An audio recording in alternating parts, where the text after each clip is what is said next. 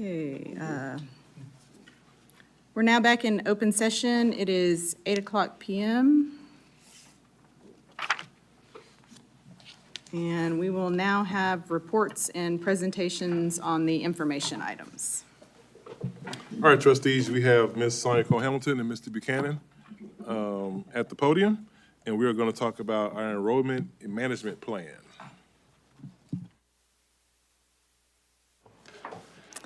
Good evening, Madam President, trustees, and Dr. Nivens. So, as a fast growth district, we are experiencing significant enrollment increases in some areas of our district. And as a result, some of our schools are over capacity, while many of our schools are operating under the capacity and have available capacity. So administration has developed an enrollment management plan to balance student enrollment and alleviate overcrowding across our district. So this item this evening is to share our comprehensive enrollment management plan for elementary and secondary campuses. My colleague Greg Buchanan is joining me for this presentation to share additional information or data points if you have questions. So our enrollment management plan is divided into three approaches: cap and overflow, new campuses, and leveling. And we'll start with what's going to take place for this upcoming school year. And at the May board meeting, you heard a presentation regarding cap and overflow. And capping and overflowing is when we recognize that a campus's capacity has reached its limit. Therefore, we are capping enrollment, meaning we're no longer allowing new students to attend, and instead, we're going to transition those students to another campus. And so for the May board meeting, you heard from our campus capacity committee that Hubenack and Huggins Elementary are highly likely to start the school year capped. In addition, we are watching Tameron, Frost, and Lindsay Elementary, and those campuses are likely to be capped when they reach capacity. And then some campuses that we are monitoring will be Fulshire High School, Lehman Junior High, Bentley Elementary, Foster High School, Briscoe Junior High, George Ranch High School, and Lamar Consolidated High School. Again, those campuses are not capped yet, but they are being monitored. And that's all that's in place for this coming school year. So let's look at next school year, 2024, 2025, when we open some brand new campuses.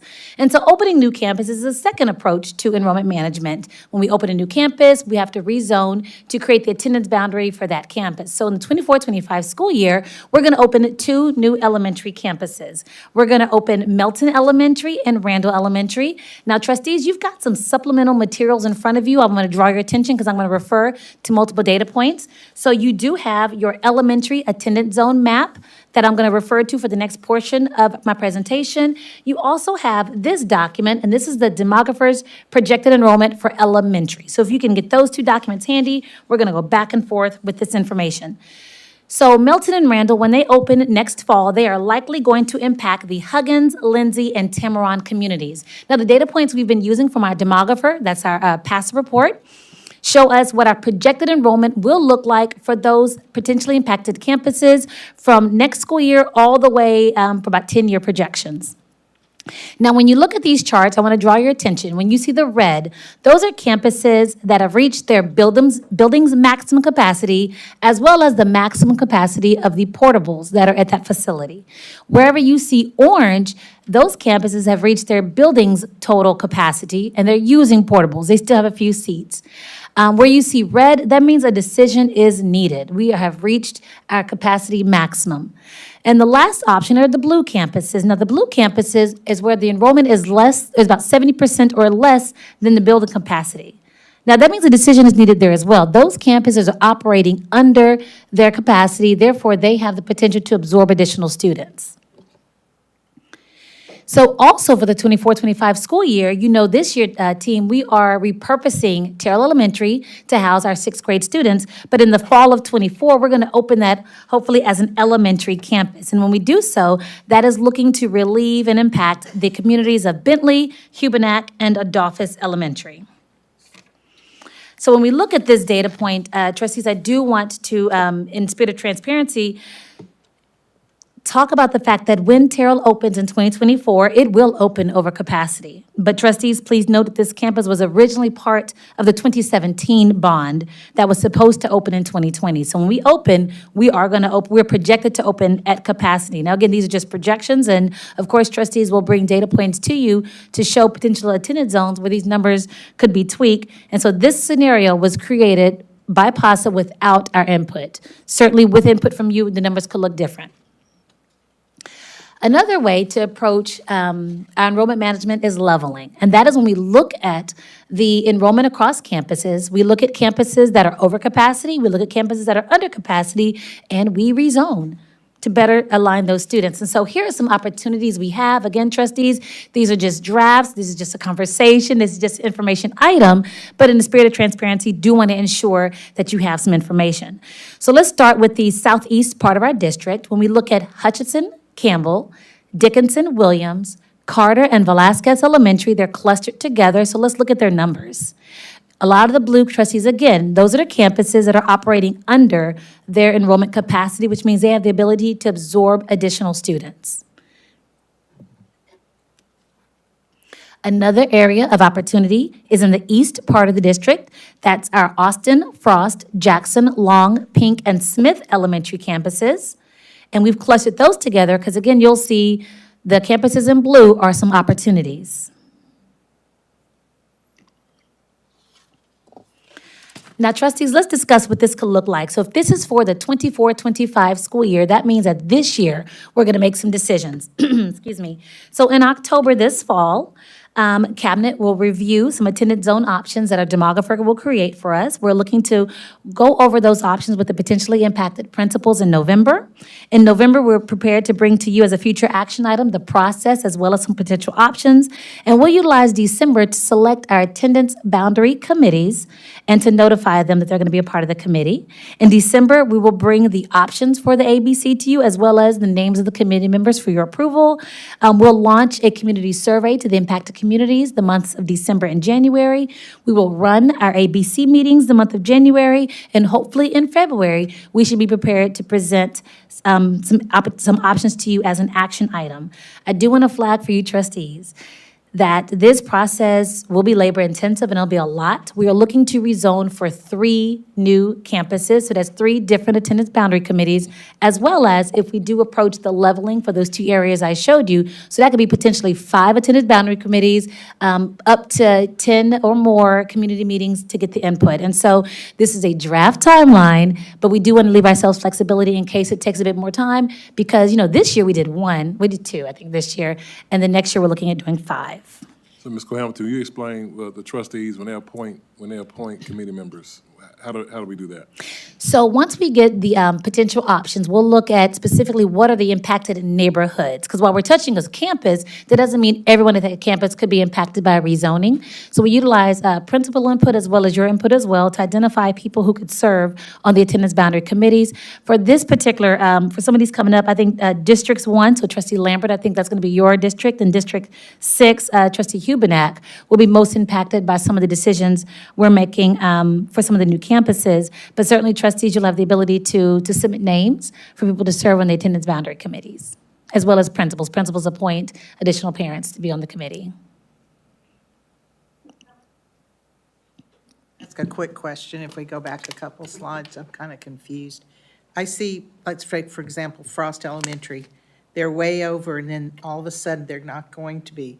Are we looking at rezoning once we open a school and move some kids out?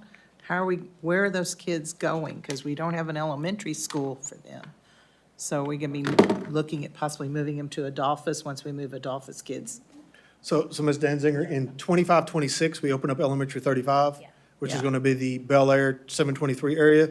That would make some shifts in that area. And then in 26-27, we open up 37, which again is between McNeil and Adolphus, which again, those would affect Frost as we move through there. Okay, so we are looking at, because I know the one that we bought at Peak, that's, Yes, what ma'am, number is that that? would be 37, and that would open in Okay. 26, Because I know we had put that on the 27 right back now. burner. Yes, Okay. ma'am.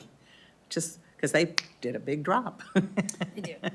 And that's in the presentation. And so, and trustees, now this is just the 24-25 year, looking at 5 rezonings. Just want to reiterate that we will rezone several times over the next few years. So let's look at 25-26 school year. So we're going to open new campuses in 25 and 26, and let's start with our elementary campuses. So the area you're talking about, we got Adolphus, Bentley, Hubenak, and Frost. When we open elementary 35, that would potentially potentially impact these communities. And my note to myself to remember to say, Trustee Danziger, is that regarding frost, this data does not account for the fact that we could address frost in the leveling the previous year. And so when you see this data point, this is, if we do nothing in 24, 25, here's what we could look like in 25, 26. Also, in 25, 26, Elementary 36 opens, and that impacts the Huggins and Tameron area. Here are the data points for Elementary 36. I will say this, the Huggins and Tameron community are the fastest growing. You know, they're growing faster than we can build schools. So again, you can look and see, we'll open Elementary 36 in 25, 26. It gives very little relief to Huggins or Tameron. And in fact, you see Huggins remains in the red, and eventually the brand new school we opened 2 years later is over capacity. But again, the area is growing faster than we can build campuses. So for the 25, 26 school year, let's look at our secondary new campuses. And this is the year that Tomas High School opens. And Tomas High School is likely to impact Foster, Fulshire, Terry, and Lamar. And trustees, you can transition it to your secondary attendance zone map. And then you also have your secondary demographics projected enrollment data. And so here I want to look at the high school rezoning option A. So one way that we can address creating attendance zone for Tomas High School is by following our usual protocol. So right now, we currently open our high school campuses with 2 grade levels, 9th and 10th graders. And so this scenario reflects that. You'll see, though, that when Tomas opens, it gives very little relief to the other existing campuses. So for maximum relief, we may have to consider opening a high school campus with more grade levels. And so right now, our area SUPs have a plan to meet with our high school principals to talk through what that would look like, to talk through what it could mean for a high school to open with maybe 9, 10, 11, or 4 grade levels. And so the high school principals and the area SUPs are going to think through what that'll look like, including benefits, risks, impact. And so those conversations will need to take place by the end of this summer, so we at least have an idea of some potential options. But this option right now just reflects if we open to just 2 grade levels as we have historically done.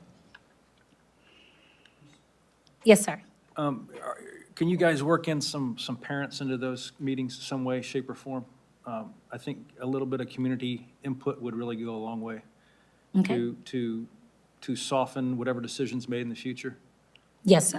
You To know, certainly be a part of the just process. Maybe it's a survey, maybe, I don't know how the most beneficial way to do that, but if the staff and administration make a decision and the board approves it, you know, we might have families that are just irate and why didn't you talk to us? Why didn't you get our opinion? And so. On the opening a high school with more than 4 grade levels, is that the part you're referring to specifically? With more than 2 grade levels. Or more than 2, I'm sorry, more than 2 grade levels, Yes, yes. Okay. So this is high school, this is secondary rezoning option A. I do want to talk through secondary rezoning option B, and that's what we're calling a district realignment. And so this would address 3 new secondary campuses with 1 rezoning plan. Trustees, as you know, we plan to open a high school complex in 2025, 2027, 2029. Which means that we will be doing a district-wide rezoning potentially every 2 years. So option B addresses all that with 1 plan. It also aims to create feeder patterns, align 5 elementaries per color track, creating true feeder patterns, and then just providing advanced communication to our impacted communities. I do want to just share, you know, I'm a parent in Lamar CISD. I'm a parent in a fast-growth district, and the district that I came from was also a fast-growth district. And so when my daughter Cameron was in 5th grade, we believed that she would attend the high school campus that I drove by every day. I bought my house so she could go to that high school campus. By the time she started middle school, I learned that she would not attend that campus at all. She would attend Lone Star. Instead, she would attend Memorial High School. So we started middle school with that awareness. By the time she reached 8th grade, I was informed she wouldn't even attend Memorial High School. Well, she would attend it for 1 year, and her sophomore year, she'd be rezoned to the new high school, Panther Creek, that sits on the PGA property. So in less than 5 years, she was assigned to 3 different high schools. And while that's hard for a family, I was at least appreciative that I had that awareness. So in coming to Lamar CISD, recognizing we're a fast growth district, our team here said, what could we do to create that same kind of communication transparency for our parents and for our staff so they can make decisions in advance? So this is what option B is, and everybody take a deep breath. These are just ideas. Nothing is decided. Here we go. I'm gonna ask you now, you can transition to, you got a handout that shows you everything. I couldn't fit it all on one slide, so I've broken it up, but you've got our secondary rezoning option B plan. And so essentially what this could look like would be, we would determine which elementary schools fall under a secondary colored track and and clearly delineate that from now to 2029. So what you see in front of you, see what the current school year is, 2023. That's how we're currently structured. And right now we've got some elementary schools that are split between two color tracks. Next year, we would still have a split, but by the time we start opening secondary campuses, we create some true alignment. So that's why you see the 25, 27, and 29 years, because that's when we plan to open a new secondary campus. What you're looking at now is what red and blue tracks could look like. This screen shows purple and gold tracks.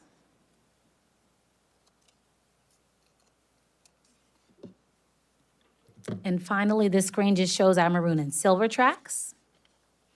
Again, the goal would be by 2025, we eliminate the split tracks, we create true feeder patterns, and students know early on where they're going to graduate from.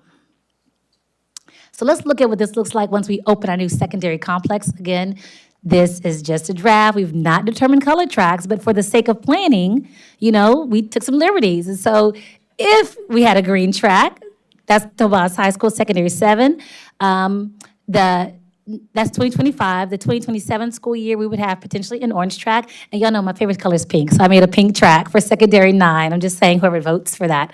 But also, when you look at these data charts, where you see the two asterisks, that's where future bonds are needed. We don't yet have bond funds to cover that, but our demographer has told us that based on our enrollment, that's where we would likely need to put some elementary campuses.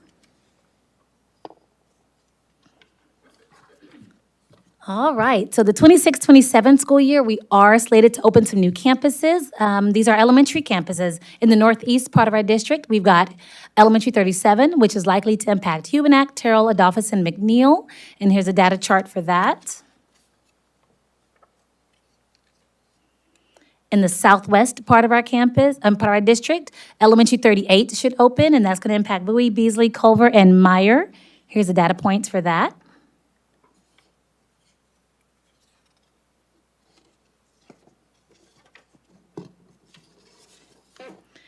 And then lastly, closing us out, for the 27-28 school year, we are looking to potentially open our secondary 8 complex, potentially impacting Foster, Fulshire, Terry, Lamar, and Tomas High School. And again, these projections just are based on numbers as of today. It could look very different. The data charts you see here are not taking into account any of the option B realignments, but this is what we could look like once we open High School Complex 8. You see it opens in 27-28, providing some relief, but by 29, we are still back in the red quite a bit. And just know that the Complex 9 would be on the horizon. And trustees, I know there's a lot of data, but I am prepared, and my colleague, Mr. Buchanan, is prepared here to answer any questions you may have. Can I? It's not, I do have a couple questions, but I want to say, wow. And I'm glad we're rolling this out now. I always think transparency is the best. I don't know how you're going to have so many ABC committees going at once. That's going to be difficult. I noticed when I was going through it, I did not see too much movement that, I was once in silver track, now I'm red track. It looks like the elementary schools, if they're changing, they're going to a new high school. They're not, like I said, backwards or forwards. Am I correct in that y'all have tried very hard not to? And we also did it by just geography. When we Right. start looking at them, especially High School 8, if you'll notice, it's only Morgan Elementary and then all 4 brand-new high schools. All 4 brand-new elementary schools that would go to that high school. Those kids roughly attend Morgan and part of Huggins already. So as you're pulling those kids off, those kids would still stay there, but as you're opening more elementary schools, those kids will be going from Morgan to those new elementary schools, because the neighborhoods are growing. So we tried to keep them geographically similar to where those secondary campuses would be located. And Phelan, it opened just now, and it's doing okay, but now we're seeing that Hutchinson is going down. So is that from their neighborhood? Is that because were some of those kids going as for Hutchinson now moved to Phelan? What we're seeing is those communities on that southeast corner of the district, they're starting to age out. Meaning Okay. that there's still people living there, but their kids have aged out of the school system.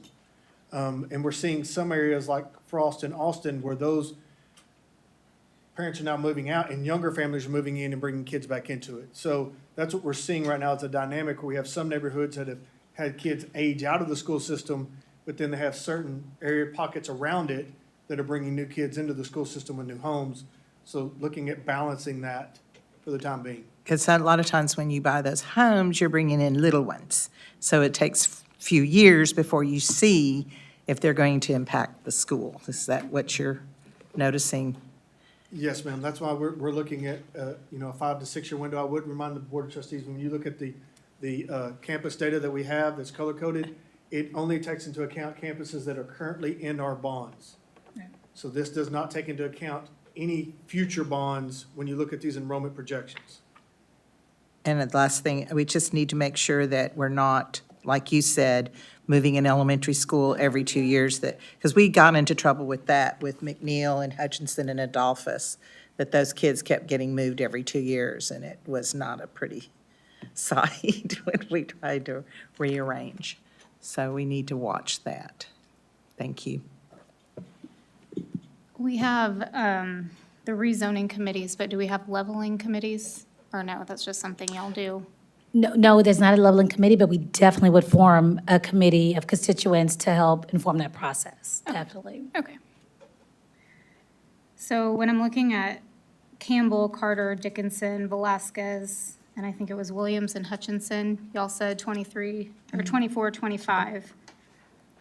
So most of those are under capacity right now, except for Williams is creeping up and Carter's over capacity. But then when you look geographically, how are y'all gonna do that? So the leveling process is the same as a rezoning process. So Okay. what we look at is, our district is divided into planning zones. And there are different planning zones, different parts of the neighborhood. So what you start looking at, when we start looking at the option, is if we move one planning zone, if it borders, for instance, Williams and Hutchinson, now it moves out of Williams, but then that lowers the enrollment at Williams as you start to balance some of the neighborhoods from Carter. So you start moving neighborhoods adjacent to each other to see what that enrollment looks like. That's how we develop the 3 options that we bring for the Board of Trustees and then take to the ABC committee that goes through that, and then they have the option to develop their 4th, is the process that we have. Okay. Would we also bring in developers and realtors into, at least realtors, to give them a heads up? Because I always worry about what, if a person is about ready to buy a home, what they understand, because they're going to want to sell the home. They're not going to worry about what's happening next. And I hate for parents to be surprised later when, oh, I can't go to the school that's right down the street from me. So I don't know how to make that conversation out there and know what we're doing. And I think by doing this early enough, they better get wind of it. Certainly, and thanks to our chambers, they've connected us with some of our realtors, and we do have some realtors who readily reach out to us because they recognize our fast growth. So it should definitely be a part of our process that we are creating information packets for them, depending on how quickly we're making changes, just so the parents understand, just because you move here, your student may not attend there. But that's got to be something that we create, and that's just part of our process.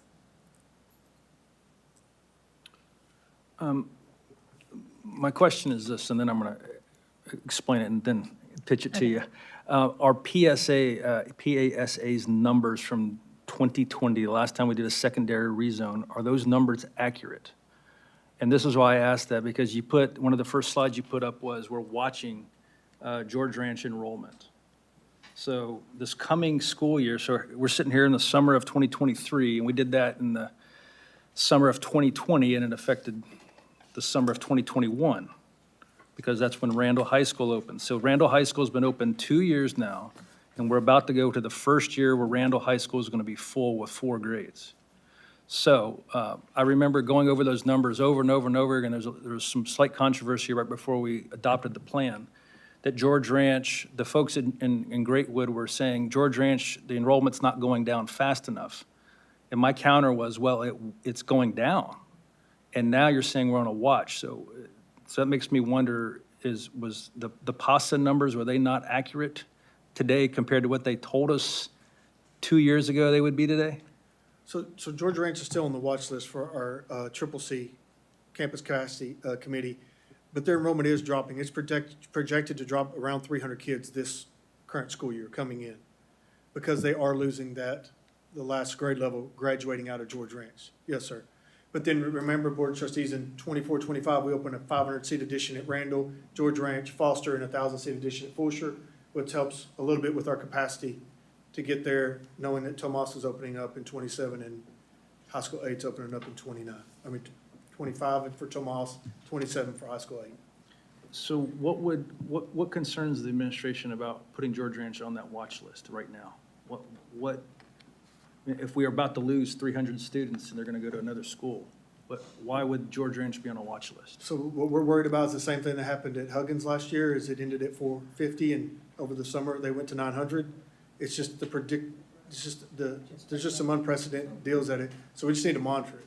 That's why all of our secondary campuses are on there, just knowing that they have some potential. We just need to keep a close eye on it.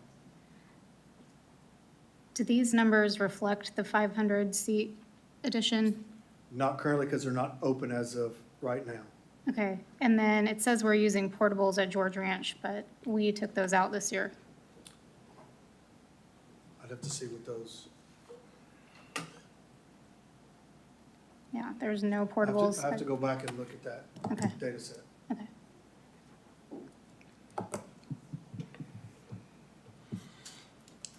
So first off, let me say, good job, team. You know, any chance I have a opportunity to have a chance to say, yeah, I have the world's best team, and that goes for all the ones sitting out there in that audience, because they do phenomenal work. And so the amount of intention and conversations that we've had about this data, we have something called a Fast Growth Council, which is a room full of professionals, and we have some very pointed dialogue about the best way to communicate, you know, how do we do these things, and how do we make sure our parents know as soon as possible what's coming.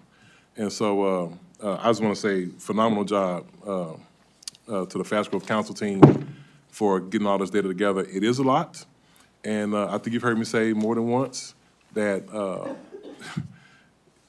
yeah, managing our enrollment is going to be a very, it's going to have a lot of passionate conversation. That's the best way I can say it. It's going to have a lot, you know, we've had some lively and passionate conversation in the room, and we're all trying to fix the problem. You know, we all have ideas. And just wait until we have those parents whose, you know, my grandparents went to the school, my mama went to the school, I went to the school. Now, what do you mean my kid can't go to that school? And so, you know, it's logic and emotions.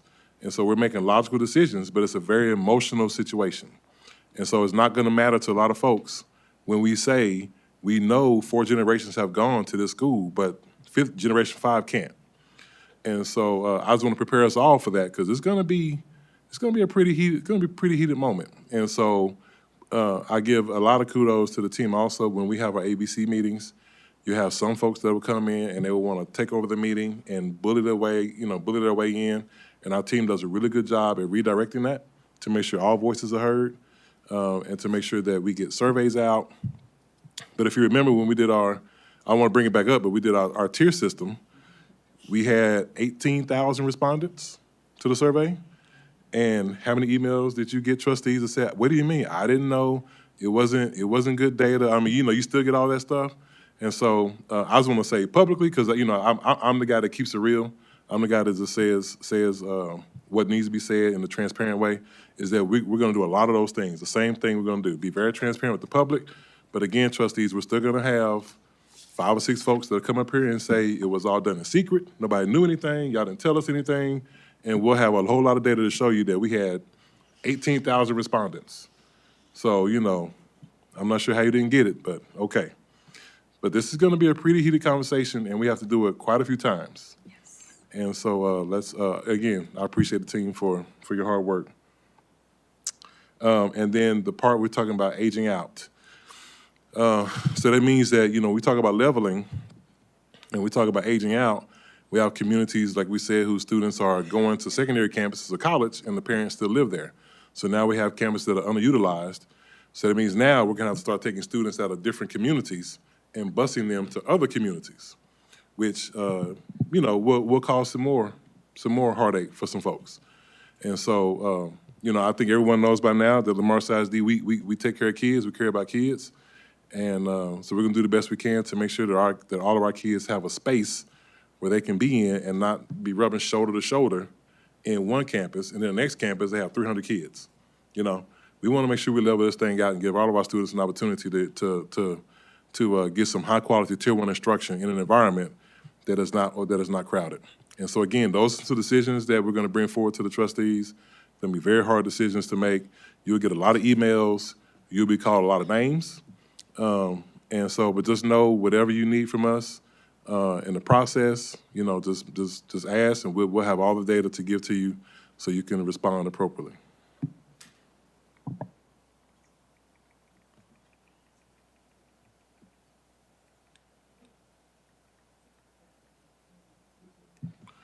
Okay, our last information item for the evening is our accountability update. And so we have our Chief Learning Officer, Ms. Cottongane, who's gonna come talk. Oh, I'm sorry, we have two more. I'm sorry. I'm sorry. I guess I got tired of seeing Greg. up there. We have one more, so we have one more, we have this, and then we have one more. So we have Ms. Buchanan talk about police technology buildings. Good evening, Madam President, Board Trustees, Dr. Nivens. Tonight, I want to bring forth a information item about the Brazos Crossing Police Station and Technology Service Center. The board will remember that we took out our police station, took it out to bid, and when it came back almost twice, 2.5 times what the actual construction budget was for that building. It was supposed to be 15,000 square feet. What we've since done is, we had the Technology Service Centers going back and looking at those buildings, hey, can we combine those two buildings for cost effectiveness as we look forward? But then during the 22 bond, we had the Brazos Crossing addition that got passed by the voters. So looking at just combining all three of those buildings into a single large building on that site, as we started looking through it. Currently, right now, the police station is through PBK Architects, Corrigan Architects. The board has selected to do the new Technology Service Center. And our hope is the Brazos Crossing addition would come to the board for possible approval with the IBI Group Architects. The reason that we're looking at the IBI, that was the sixth architect that we have through the 22 bond selection. Based on workload is the reason that we're looking at that, based on the workload of the other 5 architectural firms and their expertise that they have in these type of buildings is the reason that we're looking at that. So looking at some recommended changes is not actually in the building size, but who are located in what buildings. So right now, the current Brazos Crossing that we currently sit in is 43,000 square feet. So currently what we'd be looking at is allocating roughly 30,000 square feet for both the police and the Technology Service Center. So looking at that, it would move those into this current building with a gut remodel on the interior, giving them not only the 30,000 square feet, but an extra 13,000 square feet for those two departments to expand in the future. By doing that, we would take the building that would be built directly across from Traylor Stadium and house Brazos Crossing all in one central location. One thing that will allow us to do is Brazos Crossing here allows us to fence off the back and side sections to secure both our police and technology vehicles. By putting just Brazos Crossing across from Traylor Stadium, after hours events, you could use the entire parking lot of that facility versus if the police and technology, there are parts of that parking lot, probably at least half of it would be sectioned off and not be able to use for after hours events in those areas. The other thing it would allow us to do is consolidating our special education department and being able to eliminate our SPED annex building on the street, along with the lease space that we have for our technologies on 90 right beside the railroad tracks.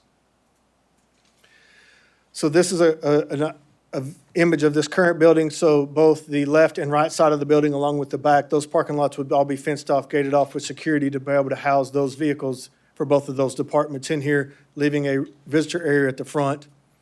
This is the lot, we don't own either corner piece, but we own the large center section across from Trailer Stadium.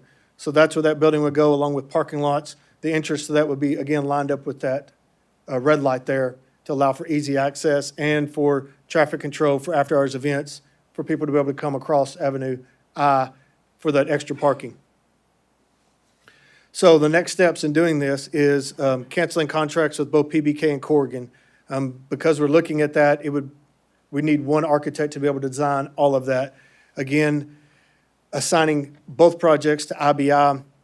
What this would allow us to do is build one administration building. As we're designing it and starting construction of it, we'd start designing this building. As soon as one moves out, it would allow the other group to move into our current facility. So looking at a rough timeline is a future action item in August for naming IBI the architect, and then take action on it in September. Then we would start our design phase for the new Brazos Crossing, and then the construction phase with it opening in August of '25. Then we would start the design phase of the police technology building while we were constructing the other building, and then they would have construction and opening. The construction of this building, because of the way it's structured, it's just a gut of the inside. The exterior would roughly stay exactly the same, just adding the fencing around the facility. Are there any questions?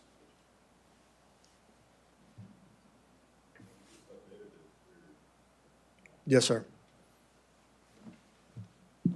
How big would the new Brazos Crossing be? Of course, it wouldn't be called Brazos Crossing anymore. So the building across from Trailer Stadium, we're looking at anywhere between 100 to 120,000 square feet. And that would help bring a lot of the people that are in different locations in our city back to the administration building. Yes, it would allow us to consolidate those all into one building, one campus. Because currently we have folks from central office that are housed on campuses, taking up classroom space. And so we'll be able to bring them all back to free up their classroom space on the campuses as well. Will that include create space for like the principal meetings and large group instruction for our teachers? There would be some Maybe PD, boardroom. large top spaces in there as well. Yes, sir. And which would we start first? So it's a domino type thing Yes. as we move. We would start the new building across from Trailer Stadium, so we can construct it to move everyone out of this one, and then start the design while that was being constructed, and then start the construction of this building and move them in. And the last piece that would fall was the demolishing of the current development center by Lamar High School. Is there a cost to cancel the contracts? And is the current thinking to sell the current annex building after those folks would move out? So there is no cost for canceling the contract. We have a canceling of convenience clause in both of our architectural firms. The only thing costed is to it is anything, work that they have done up until this point, which we've already paid them for. We have to bill them for that. After that, there is no cost after that long term. And then, yes, after that point, we would bring back to the board possible options for the sped annex, and selling it would be one of those options. Gotcha.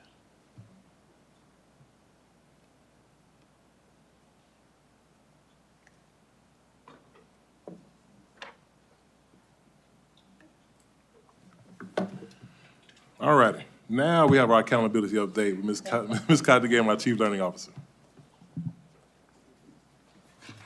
Good evening, Board and Dr. Nivens. Tonight, I'm going to give you an accountability update. So as you know, we're currently under the A through F accountability system, and this system was put in place to continuously improve student performance, eliminate achievement gaps, and prepare students for post-secondary success. This system is composed of 3 domains. We have the student achievement, school progress, and closing the gaps. 70% of our final rating is made up of whichever is higher out of student achievement or school progress. The other 30% always comes from the closing the gaps domain. The A through F system has remained the same for the last 5 years, but statute requires updates to continue to raise the bar for student success. As you can see on the timeline, cut scores have remained unchanged since 2017, and 2023 is the year for the refresh. TEA has published their timeline for the release of information regarding the A through F refresh. On May 31st, districts received performance levels for the EOC, or end of course assessments. We will not receive performance levels for the remaining assessments until August 11th. Then in early September, we will receive the accountability manual, which is the set of rules and performance standards for the 22-23 school year. And on September 26th, we will receive our A through F ratings for the 22-23 school year. So at the beginning of next school year, we'll know what we were being held accountable for this last school year. So there are several changes to the accountability system, but a few of the major ones are that CCMR, or College Career Military Readiness, cut point, or the score needed to achieve an A in that area, increased from 60 to 88. What makes this significant is that CCMR data is what we consider lag data. That means that the data set for this year's accountability is actually last year's seniors. So this change was made public in January of this year.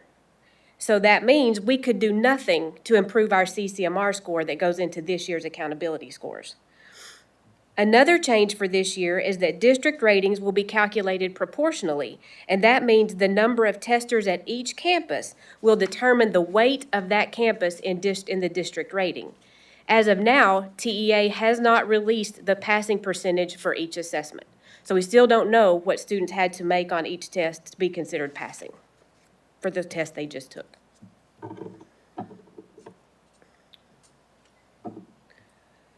Along with all the changes to the accountability system, there is also House Bill 3906, which required a redesign of the actual test that the students take. This bill stated that all assessments would be online for the first time, and not more than 75% of each test could be multiple choice. So the other 25% of the test is now open-ended response questions, drag and drop, fill in the blank, or choose multiple correct answers from answer choices, as well as other types of questions. Also, passages on the reading assessment are now cross-curricular, meaning that there's more nonfiction reading passages on the reading assessment, and there's no longer a standalone writing assessment for 4th and 7th grade. Every assessment includes writing. Science, math, every assessment includes some sort of writing. So when the accountability system changes, it is impossible to be able to compare results from year to year to measure growth. TEA has released what-if ratings to make comparison possible for this year. The what-if ratings have taken last year's data sets and calculated them using this year's cut points so that when we receive this year's ratings, we'll be able to determine if we actually made growth or not. And as you can see, the ratings in the new accountability system would have been lower than in the old accountability system.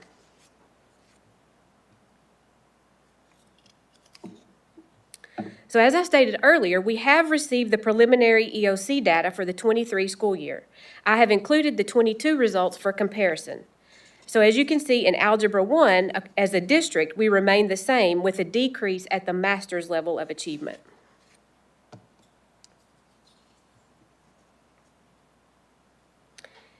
These are the scores for biology, and in biology, we remain fairly consistent with a slight increase at the approaches level for the district.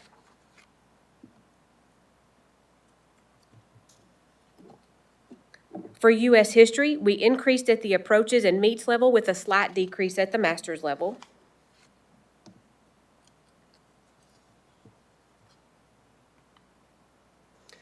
In English 1, we had increases across all levels of achievement.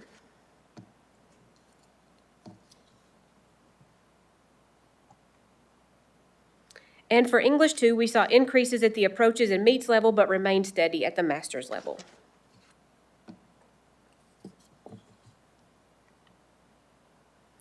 So as you can see, we maintained or improved almost across the board at the approaches level. We had several areas where the data declined at the master's level of achievement. So what are we doing differently this year to achieve more favorable results? We're working closely with the teaching and learning team, as well as some of the teachers and principals, to create the Lamar Consolidated Classroom Expectations Guide. This is a one-page document that outlines what is considered a high-quality learning environment for LCISD.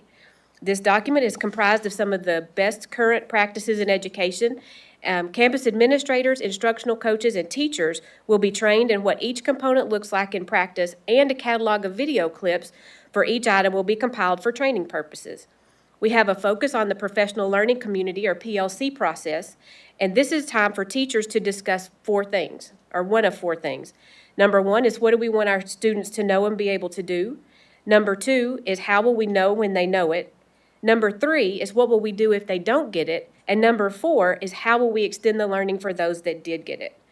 We are sending a group of instructional coaches and teaching and learning to the conference in July. We are sending all campus principals, area superintendents, Dr. Nivens, and myself in November. And we will do a book study on learning by doing in the spring, which is the Bible for PLCs.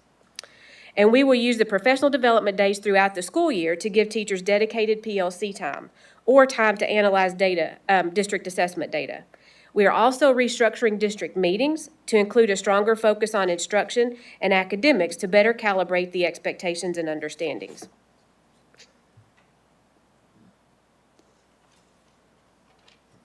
Any questions? So when they do the teachers, I guess, lesson plans and everything is centered around STAR for the whole year? That's like It's our centered goal? around our curriculum. And so we have this, the TEKS, the Texas Essential Knowledge and Skills, which is what the state tells us that we are required to teach. And STAR tests those standards. So no, we don't center it around STAR, we center it around what we're required to teach. STAR just tests what we're required to teach. The way I look at it is, when I got my superintendent certification, I had to go through classes, and I would have been really upset if I went through all those classes and they didn't teach me what I needed to know and was going to be tested on at the end. And I know that test is going to test what I need to know to do my job. And so, no, we're not teaching the test, we're teaching the curriculum, but we're testing the curriculum. Does that make sense? Can we go back to one of the slides that has like meets expectations, masters, just as an example? Okay. So the way I understand it is, moving forward, the only way we are gonna get A ratings on our growth is if our kids start jumping categories.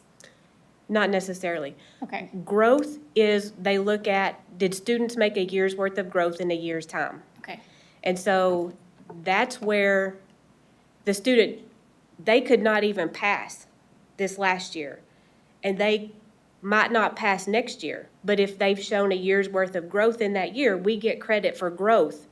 We don't get credit for them passing the test, but we get credit for them growing. So it's not just jumping from level to level. It's, they can move within the level. okay. And so if our rating, because I mean, I sat through a couple seminars on this at SLI, and I can't believe like how high the bar is being raised. Like, it's really tough. Like, we have A campuses that are gonna fall to B, Bs that are gonna fall to Cs, and there's nothing we can do, and it's not only this year, it's next year as well, correct? But once they raise the bar, it stays, yeah. Yes, and so, but I mean, it's gonna be based off of what we're doing this year for next year's rating, so there's not even anything we can do to affect change now for that rating next year. Right. So are we going to be focusing more on the growth domain or the performance domain for 70%? Well, we're working, we believe, by student, by skill. Okay, And so when we give district assessments, that's when I said, we're going to use those days during the year that are already in the calendar as staff, we'll use them to disaggregate our data. And so what we'll do is we'll use those days, we'll give, say, a benchmark test in November. Then we'll have a data day where we sit down and we have a protocol the teachers will go through, and they'll go through and analyze that data so that we know exactly which students need work on which standards. And so then we'll do interventions for those kids based on those standards. And so it's hard to answer your question because all of that's going to work towards achievement, but really it's based on giving each individual student what they need so that they do grow. okay. I think what she was trying to allude to is, we kept getting, I guess, a math lesson on this child, because they did this, they get half a point. Right. And this one gets a point. And the more points you get, the higher you can go on student growth. And so is that what we work with our teachers of? No, they don't have To to me, worry that's about. getting in the weeds. I And need it definitely teachers- was in the weeds. Yeah, what I really need teachers focused on is what does this student need to be able to master this standard? And you were saying how they are changing the format of the test. They did for this past year. So this school year. past year, we did already have to, the kids had writing and all across the spectrum. Yes, ma'am. And they knew that was coming. Yes, ma'am. And we knew it was coming. You know, it's just a observation. We had, because of COVID, there was one year, we didn't even, they gave us a score but didn't give us a score. I really don't think we used all 5 years. I think they jumped the gun. But, you know, they did also say, I think, 66% of the school districts are going to see a drop. And And that when they change the format of the test, that typically happens, but if you look back historically, when they had big changes like this, the scores didn't count for that year. that's what I was saying earlier. Why are they counting it if we haven't had a chance to actually work through it? So I guess it's just going to take us out in the public, making people understand we didn't do anything wrong. They changed the, they changed the goalpost. Yes, they changed our accountability standards, and they changed the test. It wasn't the just same one time. change, it was everything changed for this test we just gave, and this accountability rating that we are about to get based on that test we just took. Yes, ma'am. So our accountability rating is also gonna affect, like, the high school, the secondary, it's gonna have its own. Are we gonna get, like, a presentation on how that's all changing too? With, like, the CCMR and there's like all these sunsetting IBC programs that aren't gonna count anymore. They want kids, like, you know, taking 4 levels of one course. There's a lot changing. Yeah, I mean, we can definitely give a presentation on that. But yeah, I mean, there's lots of things changing with CCMR, and there's lots of little minute changes that are coming as well. I covered the big rocks. Yeah, thank you.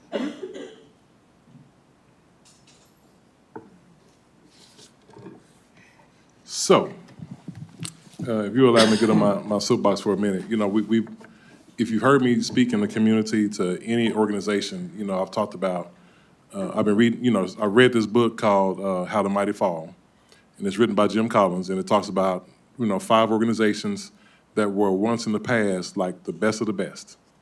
And then there were several reasons why, you know, after some years gone by, they didn't do some things, and now they're irrelevant. And so I've been talking to the staff, been talking to our community about, you know, change, because change is hard for people. And it's very hard to have a conversation when you are an A-rated school system to say, we need to change. And we've been talking about that under the new standard, you know, old performance and new standard, we'll be in 83%. And so if we don't change our instructional practices, if we don't change what we're doing in the classroom, if we don't change the level of support we give our campus teachers, then instead of an 83, that's 7 points. Then the next year will be whatever that is minus 7, 76, right? And then the next year will be a 69. And so we have to change what we're doing. We have to change what we're doing in the classroom. I think all of you know my story, and you know, a zip code does not determine a kid's destiny. And so when you have folks say, you know, these kids, you know, I was one of those kids, right? And I'm sitting here right now. So zip codes don't determine kids' destiny. What determines a child's destiny in the classroom is the teacher and the principal. And so I've said to our staff, if you are not housed on the campus, then basically your job is service and support. Serve and support the campus principal serve and support your campus teachers serve and support your kids. And so that's why we're putting other systems in place to talk about what are our classroom expectations, so everybody has a clear understanding about what needs to happen in the classroom. Because, you know, for Lamar CISD to possibly be an 83 is, it's not fun. It's not gonna be fun to have that conversation. Because we were an A-rated school system under the old accountability system. And we can be an A-rated school system again, but it's gonna have to take us having hard conversations, It's gonna have to take us changing the mindset of people in our some people in our district. Most folks come to school every day and work hard for our kids. But we have to change the mindsets of some folks to understand that high-quality Tier 1 instruction is why we are here.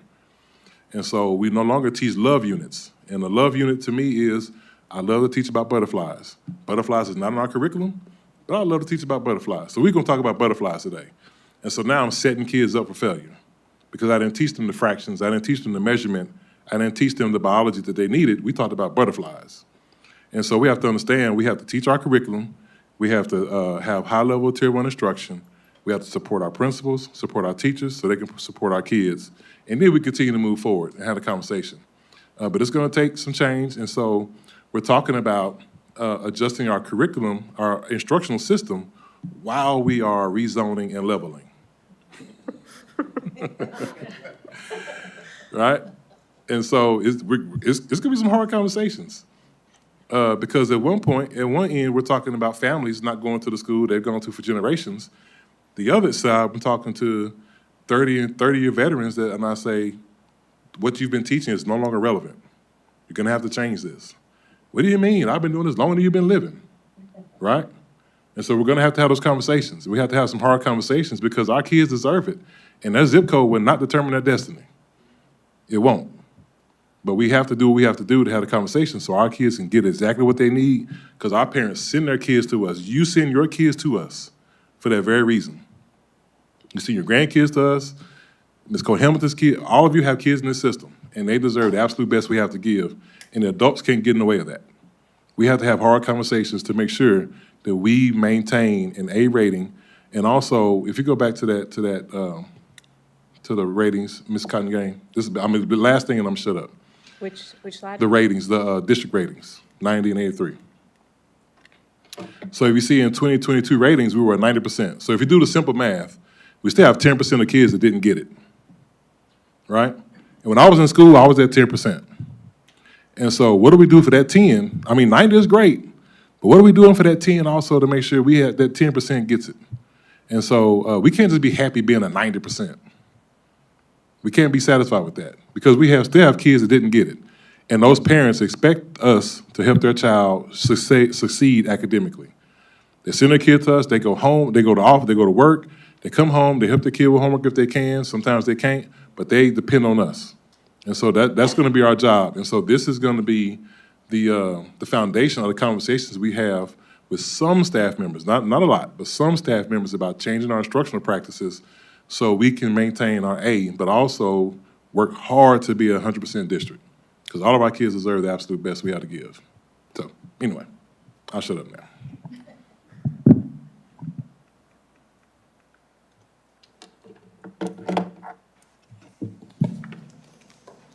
No more questions? Any other questions? Can I just say something to his point about mindset? Because I feel like we're asking, I agree completely, and we're asking our teachers to change their mindset and principals, but I feel like it's also incumbent on the board to change our mindset to support, and so I don't know exactly what that looks like, but I think it needs to be a conversation that maybe, I don't know, maybe we add to the calendar more frequent updates.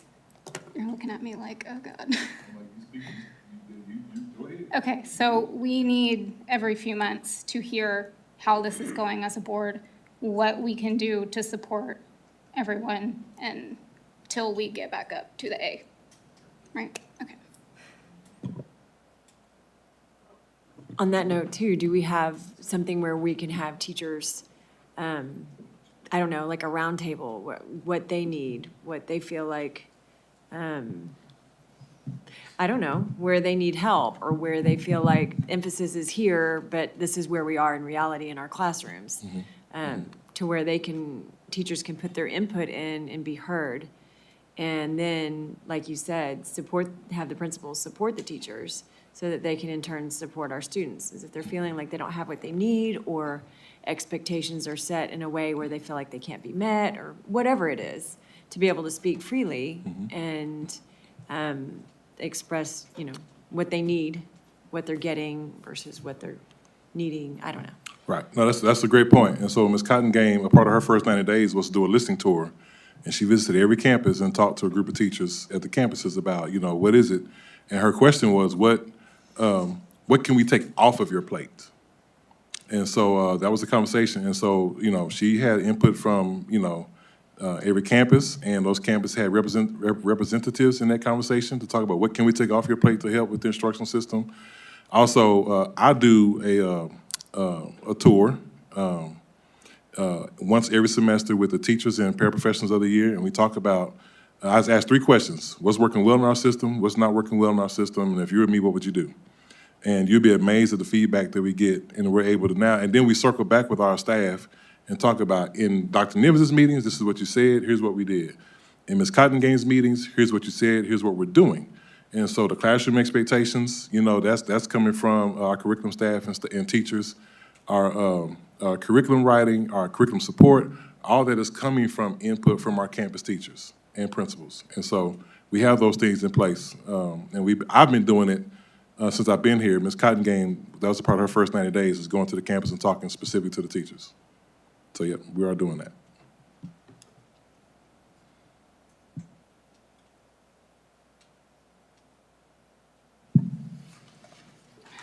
Okay, so we did not have any future action items to be presented this month, correct? Okay. Are there any items on the future consent items agenda that trustees would like to pull for discussion at the August board meeting? No? Okay, so I guess that's it? Okay. Are there any future agenda items that the board would like to add? No? No?